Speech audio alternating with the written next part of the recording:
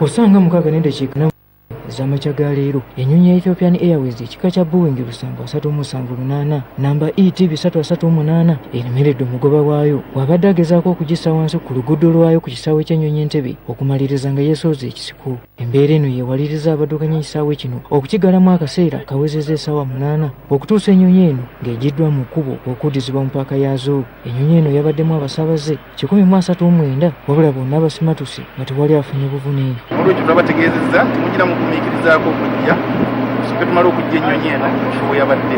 Minisita w'ebyentambula n'emirimu wano mu ggwanga Monica Ntegazuba ng'asinziira mu lukuŋŋaana lw'abannamawulire olutuuziddwa ku kisaawe kino Entebbe akakasizza byonna ebibaddewo.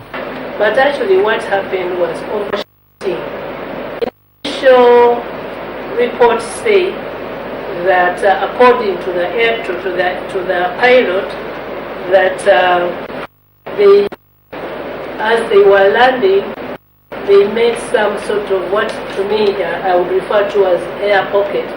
So missed the touchline and went and landed a little bit off.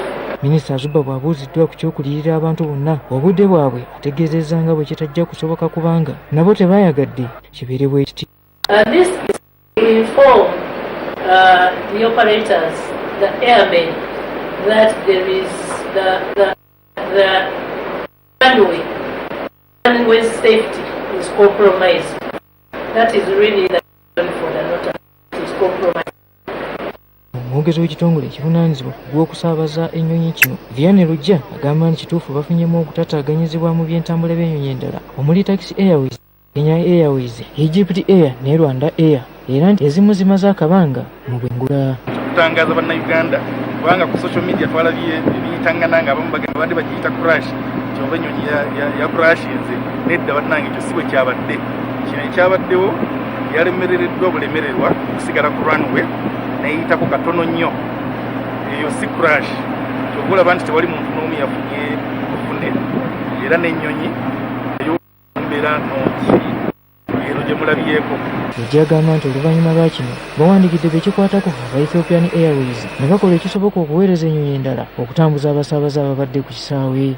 Vianney ayongerako nti ebyentambula tebyandigootaanye wabula kino kijjidde mu kaseera abakanye n'omulimu ekisaawe ekyennyonyi basobole okufuna awagazi wezituukira era nti singa omulimu guno gunaggwa embeera eno si yakuddamu okulabikako. Newankubadde waliwo ennyonyi endala ezisindikiddwa okuva mu Ethiopian Airways okusaabaza abantu abadde bakonkomalidde ku kisaawe bangi tubalese bakyasobeddwa. Wetuviiridde ku kisaawe nga bayingini abakola butaweera okuzuula ekiyinza okuba nga kyekyaviiriddeko ennyonyi eno okuwaba neva ku luguudo lwayo. Sola Kagugube yakusakidde eggulire lino ku lwa Star TV agengiza okusatu.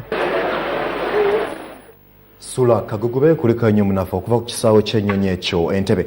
Ate Speaker wa Parliament Rebecca Alitwala Kadaga akakasizza abaka ab'oludda oluwabula gavumenti nti tayimiriza nkyukakyuka mu bukulembeze bwa bukiiko wabula okuluŋŋamya ku kiki ekiteekeddwa okulabika nga kikolebwa. Speaker Kadaga ababadde annyonnyola ku bibungesebwa nti yayimiriza enkyukakyuka mu bukulembeze obujja obw'abavuganya gavumenti.